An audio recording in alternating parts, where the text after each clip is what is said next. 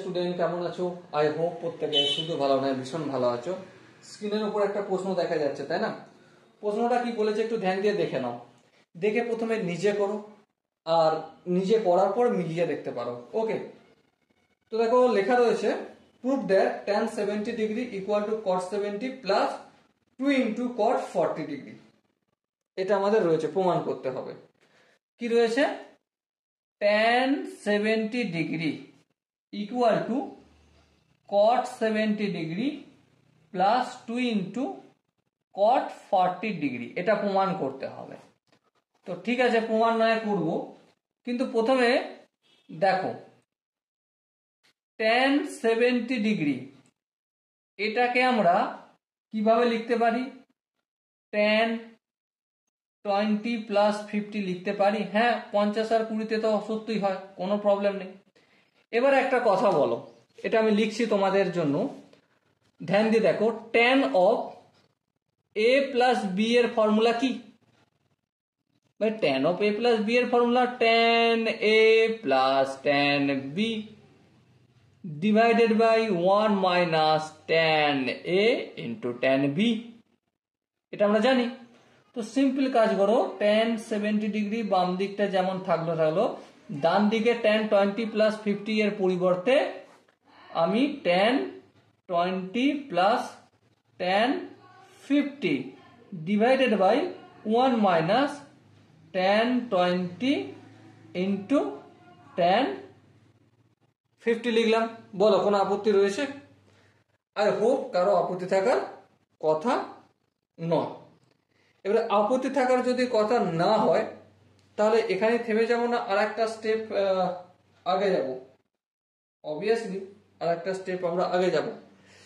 লক্ষ্য করো, এবারে আমরা পূরক কোণের কনসেপ্ট কাজে লাগাবো।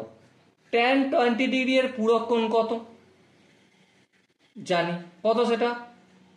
cot 70 degree. 90 থেকে বিয়োগ করলে 70 ডিগ্রি হয়। তাহলে tan 20 ডিগ্রির পূরক কোণ হচ্ছে cot 70 ডিগ্রি। আই হোপ তোমরা পূরক কোণের কনসেপ্টটা শিখে আসছো। প্লাস tan 50 ডিগ্রি এর পূরক কোণ কত? tan 50 ডিগ্রির পূরক কোণ হবে cot 40 ডিগ্রি, তাই না? আচ্ছা, একটা দেখিয়ে দিই, দেখলেই বুঝতে পারবে।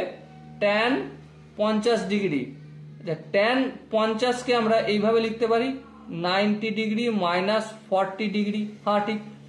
tan একটা 90 এখানে রয়েছে, সেই জন্য tanটা কি হয়ে যাবে? cot হয়ে যাবে।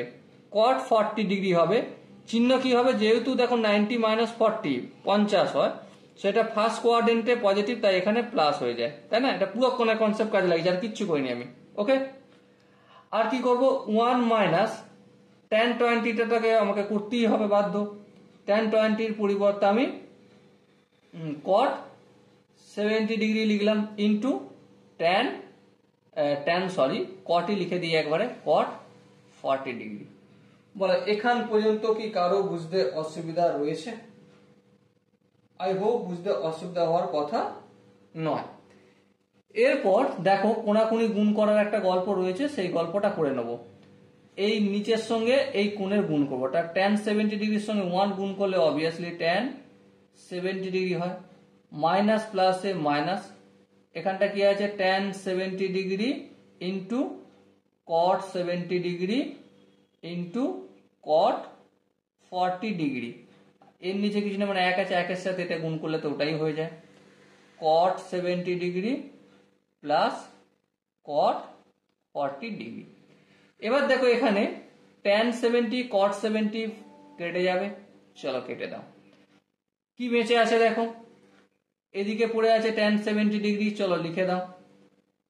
এবার দেখো এখানে cot 70 যেমন আছে তেমন থাকলো, এখানে দেখো cot 40 ডিগ্রি যেমন আছে তেমন থাকলো।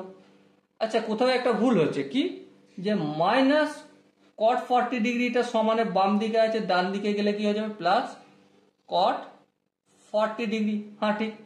তো দেখো tan 70 degree equal to cot 70 degree plus, দেখো এখানে একটা cot 40 ডিগ্রি, এখানে আর একটা cot 40 ডিগ্রি, সো কি হবে?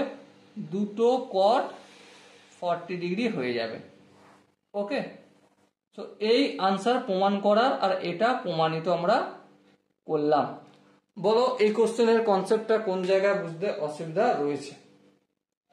আই হোপ তোমাদের বুঝতে অসুবিধা হওয়ার মতো জায়গা আমি রাখিনি। তারপরও যদি কোনো জায়গায় বুঝতে অসুবিধা থাকে তো অবশ্যই কমেন্টে জানাবে। আর এই ধরনের যেই প্রিপারেশনের জন্য অঙ্ক পাওয়ার জন্য চ্যানেলটা অবশ্যই সাবস্ক্রাইব করে রাখবো। ওকে, সো দেখা হচ্ছে নেক্সট ভিডিওতে। ততক্ষণ পর্যন্ত ভালো থেকো, সুস্থ থেকো এবং জয় হিন্দ।